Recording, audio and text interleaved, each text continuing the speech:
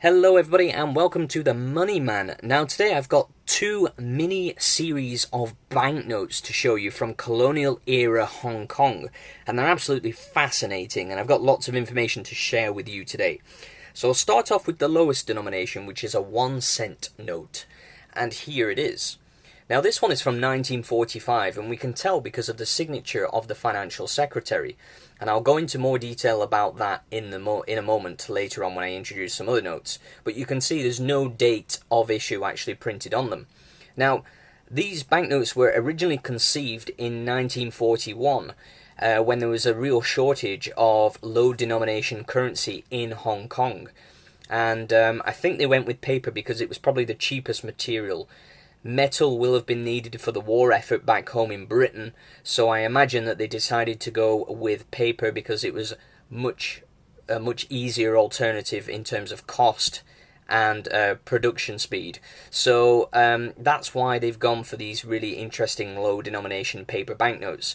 So what they did is they introduced them during the war, and obviously continued with them after the war. Now, the series that was produced during the war looks different and is considered emergency currency.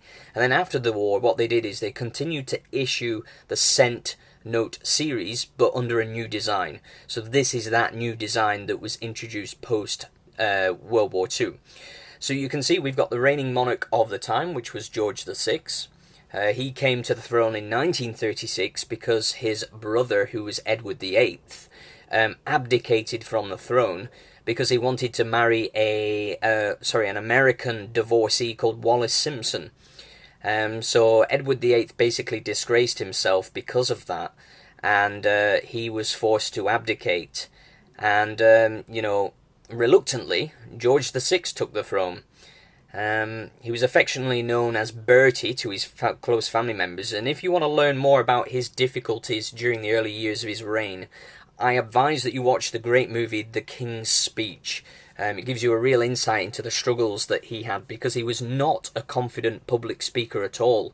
And remember, the king had to speak and rally the nation during its darkest years of the Second World War in Great Britain.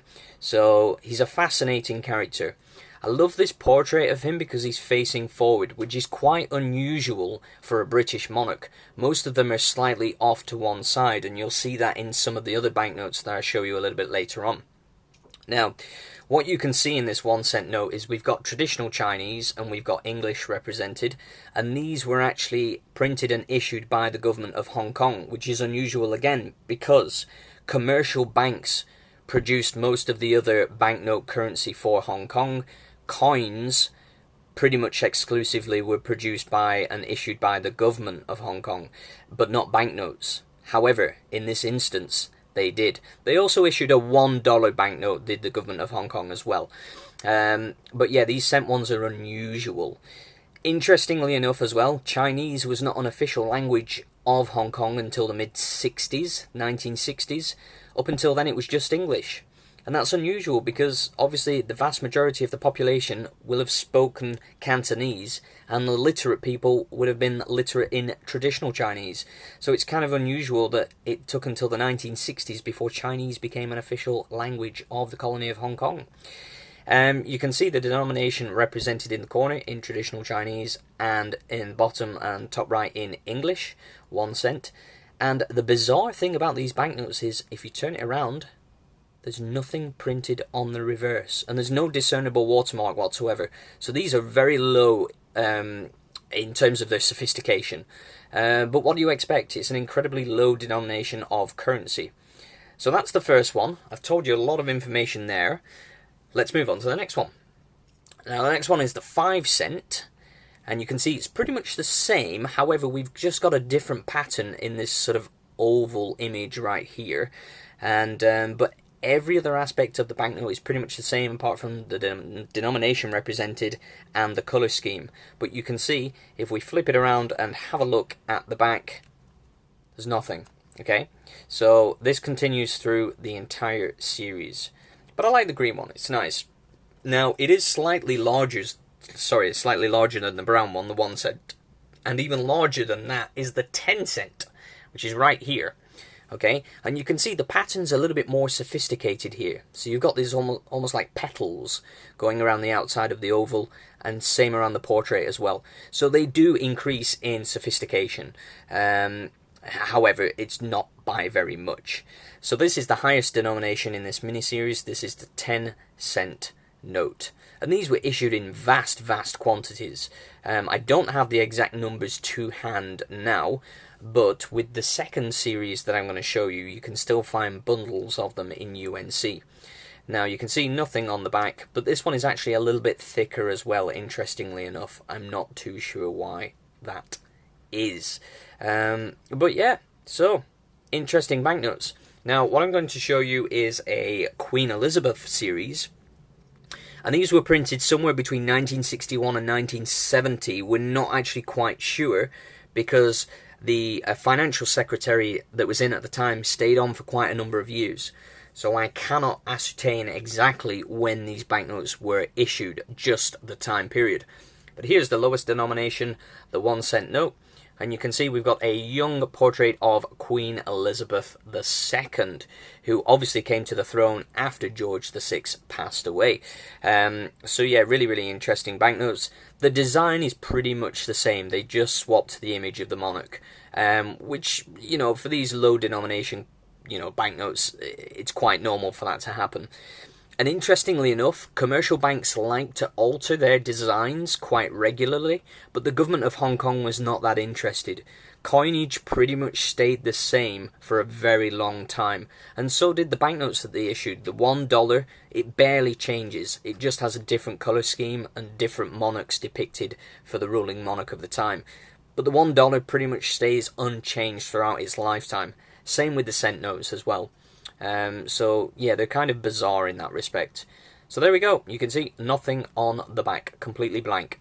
So really interesting and bizarre banknotes. The next one is the 5-cent, of course, and you can see it's pretty much the same.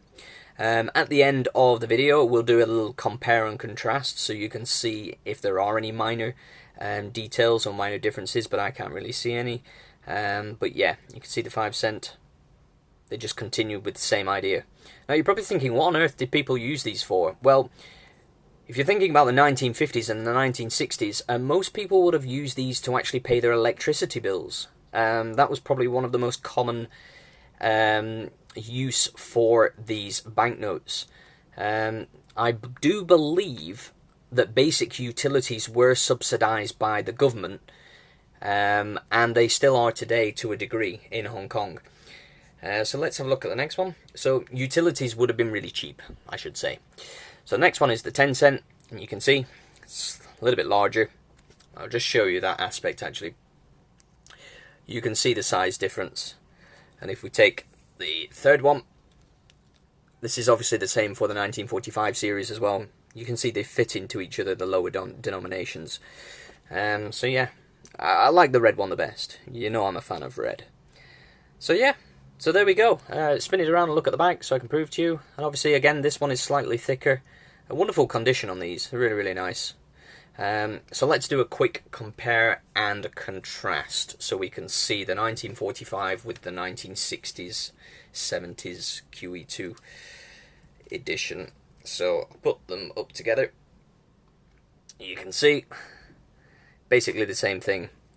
The top one obviously being much newer. I think the ink is just it's just lasted a little bit better, but the design is pretty much the same. This one's a little bit faded. Everything I'm showing you here is in UNC condition, of course, but you know, I think that, you know, time has had its effect on the clarity of the ink in the 1945 series. So let's look at the next one, which is the 5-cent. And I really want to wrap this video up before my camera gets too hot and turns off. It's really warm in Hong Kong now, and this keeps happening to me. Those are the 5 cents. You can see pretty much the same. And let's have a look at the final two, the 10-cent notes. Here they go. And you can see. So yeah, so that is everything I have for you today. Let me know what you think about these really interesting banknotes. They're pretty cheap to get hold of, but if you want a full set in UNC, It's not that easy, actually. Here in Hong Kong, it's easy, but outside Hong Kong, I'm not too sure. So yeah, let me know what you think. Fascinating banknotes, really, really unique. I will continue to show off any colonial era banknotes that I get for my Hong Kong dollar collection in the near future. And yeah, let's just see what I have next for you. I'm going to try and keep it as varied as possible. Thank you so much for watching. Don't forget to like and subscribe, and I will see you guys on the next one. It's the Money Man signing out for now. Bye bye.